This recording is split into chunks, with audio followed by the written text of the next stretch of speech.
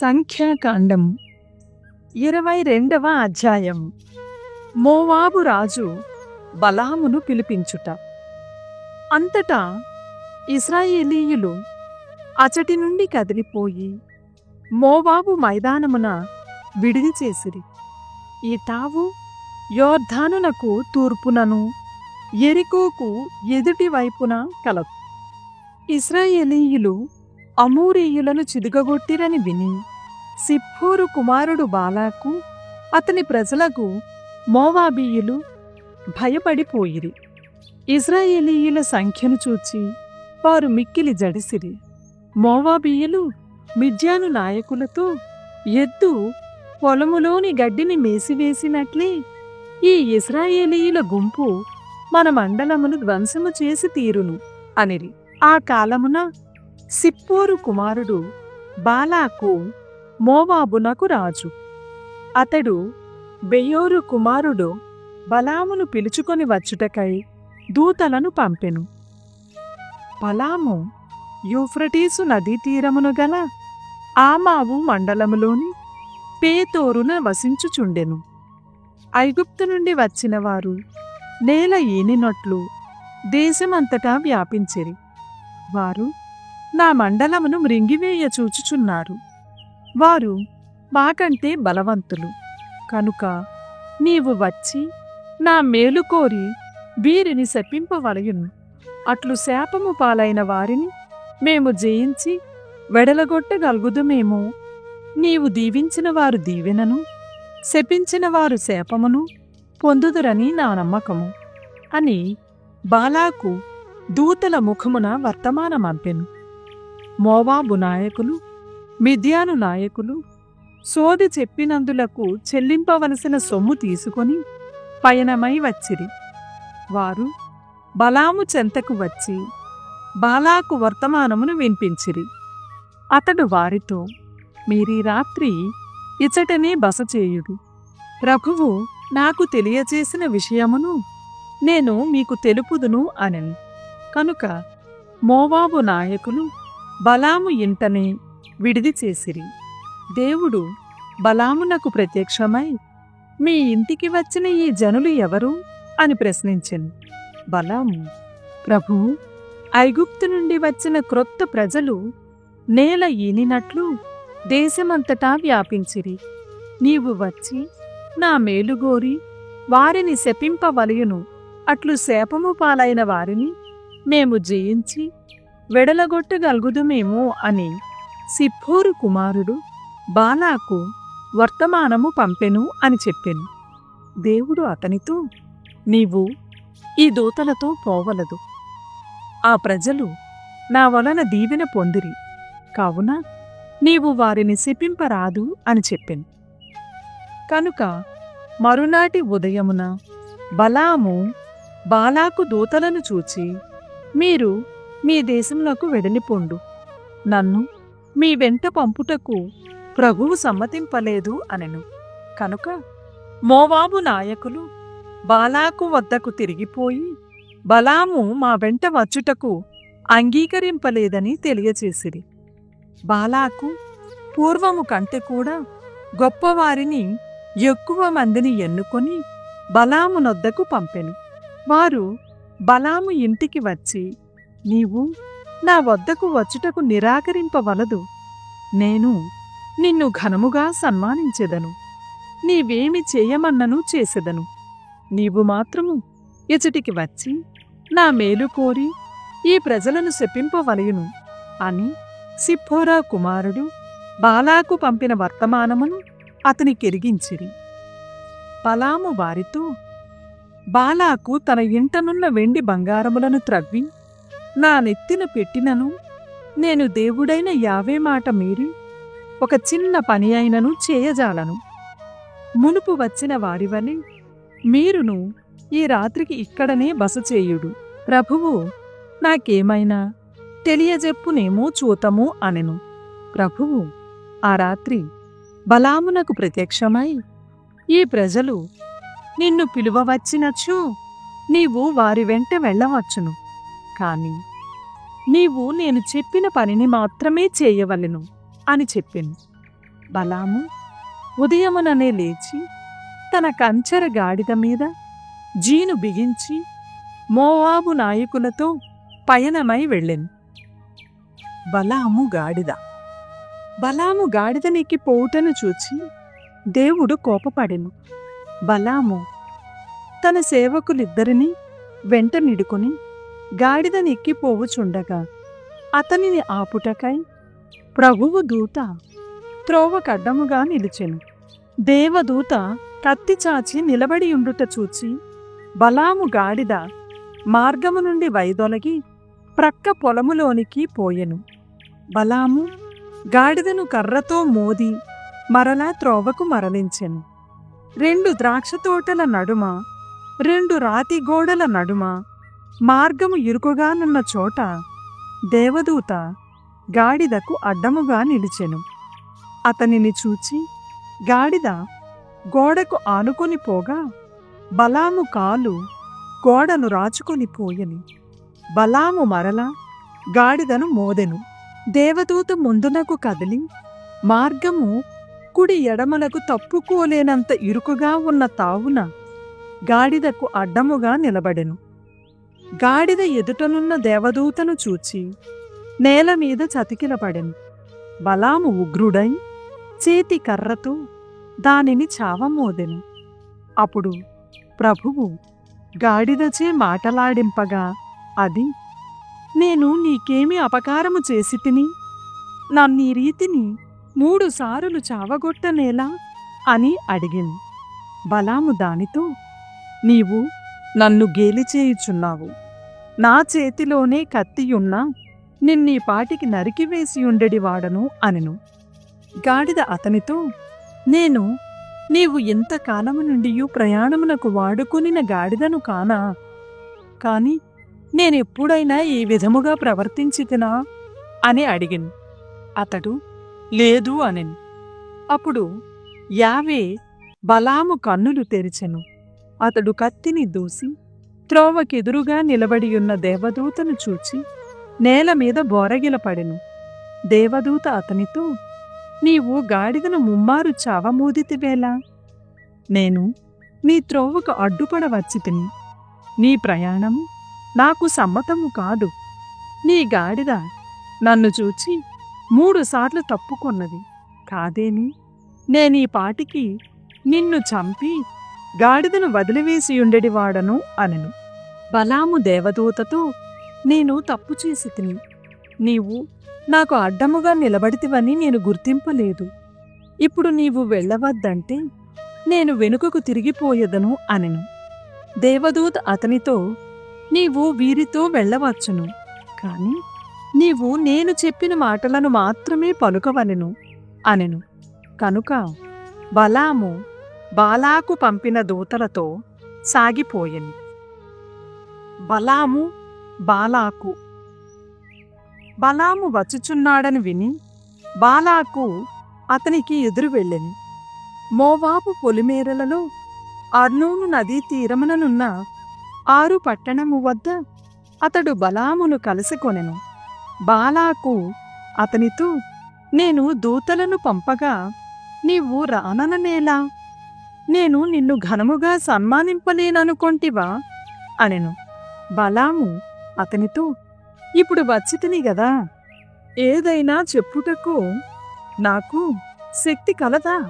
నేను దేవుడు పలికించు పలుకులను మాత్రమే పలికెదను సుమా అనెను. బలాము బాలాకుతో కలిసి కిర్యతు హుజోతు చేరెను. బలాము ఎడ్లను గొర్రెలను బలి అర్పించెను. బాలాకునకు అతనితోనున్న నాయకులకు మాంసమును పంచి ఇచ్చెను. బలాము ప్రవచనములు. మరునాడు బాలాకు బలామును బామోతు బాలునకు కొనివచ్చెను. అక్కడి నుండి బలాము ఇశ్రాయేలు సైన్యమున కొంత భాగమును తిలకించెను. ద్వితీయోపదేశకాండము 23వ అధ్యాయము. ప్రభు ప్రజల నుండి బహిష్కరణము.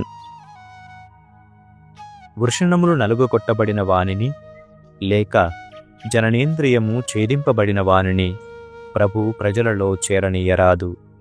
దంపతులు కానివారికి పుట్టిన వానిని ప్రభు ప్రజలలో 10 తరముల వరకు కూడా చేరనీయరాదు. అమ్మోనీయులను గాని మోవాబీయులను కాని వారి వంశజులను 10వ తరము వరకు కూడా ప్రభు ప్రజలలో చేరనీయరాదు. మీరు ఐగుప్తు నుండి వెడలి వచ్చినప్పుడు వారు మీకు అన్నపానీయములను ఇవ్వలేదు. ఇంకను వారు ఆరాము యందలి పేతోరు పట్టణవాసియును బెయోరు కుమారుడునైన బలామునకు సొమ్మిచ్చి మిమ్ము శపింపజూచిరి. కాని ప్రభు బలాము మనవిని త్రోసిపుచ్చెను. అతడు మిమ్ము ప్రేమించును గనక బలాము శాపమును దీవెనగా మార్చెను. కనుక మీరు జీవించినంతకాలము పై జాతుల శ్రేయస్సును కాని అభివృద్ధిని కాని కాంక్షింపవలదు. మీరు ఎదోమీయులను అసహ్యించుకొనరాదు. వారు మీకు బంధువులు. ఐగుప్తీయులను అసహ్యించుకొనరాదు. మీరు వారి దేశమున పరదేశులుగా బ్రతికితిరి. ఈ ప్రజల సంతానమును 3వ తరము నుండి ప్రభు ప్రజలలో చేరనీయవచ్చును. శిబిర శుద్ధి. మీరు యుద్ధకాలమున శిబిరములలో వసించినప్పుడు ఎటువంటి చెడు నుండి దూరముగా ఉండుడు. మీలో ఎవనికైనా రాత్రి సమయమున రేతస్ఖలనము కలిగినేని అతడు శిబిరము నుండి వెలుపలకు వెళ్ళిపోయి బయటనే ఉండవలయును. సాయంకాలమున స్నానము చేసి సంధ్యా సమయమున మరలా పాళెమునకు రావలయును. మీరు పాళెము వెలుపల మరుగుదొడ్డిని ఏర్పాటు చేసుకోవలెను. మీ పనిముట్టులలో ఒక కొయ్యను కూడా ఉంచుకొనుడు. మీరు మల విసర్జనములకు వెళ్ళినప్పుడు ఆ కొయ్య కూడా కొనిపొండు. దానితో గోతిని త్రవ్వి మలమును పూడ్చివేయుడు. మీ ప్రభువైన దేవుడు మిమ్ము కాపాడుటకును శత్రువులను మీకు పట్టి ఇచ్చుటకును శిబిరమున సంచరించుచుండును. కనుక మీ శిబిరము శుద్ధముగా నుండవలయం. మీ విడిది పట్టు అశుభ్రముగా నుండెనేని అతడు మిమ్ము విడనాడి వెడలిపోవును. దుర్బలులకు ఇశ్రాయేలీయులకు రక్షణము. ఎవడైనా బానిస యజమానుల నుండి పారిపోయి వచ్చి మీ చెంత తలదాచుకొనినచో మీరతనిని యజమానునికి పట్టి ఇవ్వరాదు. అతడు మీ మధ్య తనకిష్టము వచ్చిన నగరమున వసించును. మీరు అతనిని బాధింపరాదు. ఇశ్రాయేలు స్త్రీలు పడుపు కత్తులుగా వ్యవహరింపకూడదు. అట్లే ఇశ్రాయేలు పురుషులను కూడా వ్యభిచారమునకు వినియోగింపరాదు. ఇట్టి స్త్రీ పురుషులు తాము ఆర్జించిన సొమ్మును దేవాలయమున నోములు తీర్చుకొనినప్పుడు కానుకగా సమర్పింపరాదు. ఇట్టి వృత్తిని అవలంబించువారిని ప్రభువు అసహ్యించుకొనును. మీరు తోడి ఇశ్రాయేలీయులకు డబ్బు కాని ఆహార పదార్థములు కాని మరి ఏదైనా వస్తువు కాని అరువిచ్చినచో వారి నుండి వడ్డీ పుచ్చుకొనరాదు. మీరు అన్యులకు అప్పులిచ్చినచో వడ్డీ తీసుకొనవచ్చును గాని స్వజాతీయులకు ఇచ్చినప్పుడు అట్లు చేయరాదు. ఈ నియమమును పాటింపురేని మీరు స్వాధీనము చేసుకొనబోవు నేల మీద ప్రభువు మీ కార్యములన్నిటినీ దీవించును. మీరు దేవునికి ఏదైనా సమర్పింతుమని మొక్కుకున్నచో ఆ బాధ్యతను వెంటనే తీర్చుకొనుడు. ప్రభు మీరు ఆ సొమ్మును చెల్లింపవలయుననియే కోరుకొనును. కనుక మ్రొక్కుబడులను తీర్పకుండుట పాపము. అసలు మ్రొక్కుబడియే చేసుకొననిచో దోషమేమియూ లేదు. కాని నోటితో పలికిన మాటను చెల్లించుకోవలయను గదా. కనుక మీరు బుద్ధిపూర్వకముగా ప్రభువునకిత్తుమనిన దానిని ఇయ్యక తప్పదు. మీరు మీ పొరుగువాని ద్రాక్ష తోటలోని బాటన నడుచునప్పుడు మీ ఇష్టం వచ్చినన్ని ద్రాక్ష పండ్లు కోసుకొని తినవచ్చును. కాని వానిని బుట్టలో నింపుకొని వెళ్ళరాదు. మీరు మీ పొరుగువాని పొలమున నడుచునప్పుడు వెన్నులు త్రెంచుకొని తినవచ్చును. కాని కొడవలితో పైరు కోసుకొని పోరాదు. 105వ కీర్తన. ఇశ్రాయేలు అద్భుత చరిత్ర. ప్రభువుకు కృతజ్ఞతలు అర్పింపుడు. ఆయన నామమును మహాత్యమును ఉగ్గడింపుడు. ఆయన మహాకార్యములను జాతులకు విశదము చెయ్యుడు. ఆయనను కీర్తించి స్తుతింపుడు. ఆయన అద్భుత కార్యములనెల్లా వెల్లడి చెయ్యుడు. పవిత్రుడైన ప్రభువుకు చెందియున్నందుకు గర్వింపుడు. ఆయనను సేవించు వారెల్లా సంతసింపుడు. ప్రభువును వెదకుడు, ఆయన బలమును వెదకుడు. నిరతము ఆయన్ను పూజింపుడు. ప్రభువు దాసుడైన అబ్రహాము సంతతి వారును, ప్రభువు ఎన్నుకొనిన యాకోబు వంశజులైన మీరు ఆయన సల్పిన అద్భుత కార్యములను, ఆయన చేసిన నిర్ణయములను జ్ఞప్తికి తెచ్చుకొనుడు. ఆయన మన దేవుడైన ప్రభువు. ఆయన తీర్పులు భూమికి అంతటికిని వర్తించును. ఆయన తన నిబంధనమును నిత్యము పాటించును. తన వాగ్దానములను నిరతము నిలుపుకొనును. అబ్రహామునకు తాను చేసిన ప్రమాణములను, ఈసాకునకు తాను చేసిన భాషను కలకాలము నిలుపుకొనును. ఆయన యాకోబుతో ఒప్పందము చేసుకొనెను, అది ఎల్లకాలమును ఉండునది. నేను కనాను మండలమును నీకు ఇత్తును, అది నీకే భుక్తమగును అని ఆయన సెలవిచ్చెను. ఆ కనాను మండలమున ప్రభువు ప్రజలు కొద్దిమంది అయి ఉండిరి. పరదేశులుగా కూడా గణింపబడిరి. వారు దేశము నుండి దేశముకు, రాజ్యము నుండి రాజ్యముకు ప్రయాణము చేసిరి.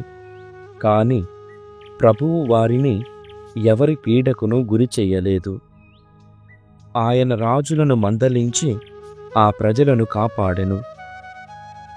నేను అభిషేకించిన వారిని మీరు ముట్టుకొనకుడు, నా ప్రవక్తలకు మీరు హాని చేయకుడు అని పలికెను. అటు తరువాత ప్రభువు దేశము మీదికి కరువు రప్పించి ప్రజల జీవనాధారమైన ఆహారమును దొరకకుండా చేసెను. కాని ఆయన ఆ జనులకు ముందుగా ఒక నరుని పంపెను. అతడే బానిసగా అమ్ముడుపోయిన యోసేపు. జనులు అతని కాళ్లకు సంకెళ్ళు వేసి అతని మెడకు ఇనుప వలయమును తొడిగిరి. ఆ పిమ్మట యోసేపు చెప్పిన సంగతి నెరవేరెను. ప్రభువు వాక్కు అతని సత్యమును నిరూపించెను. అప్పుడు రాజు అతనిని చెరసాల నుండి విడిపించెను. జాతుల నేత అతనికి విముక్తిని ప్రసాదించెను. అతడు యోసేపును తన ప్రభుత్వమునకు అధిపతిని చేసెను. తన రాజ్యమునకు అంతటికిని పాలకుని గావించెను. యోసేపు రాజోద్యోగులకు అధికారి అయ్యెను. రాజు సలహాదారులకు విజ్ఞానమును ఉపదేశించెను.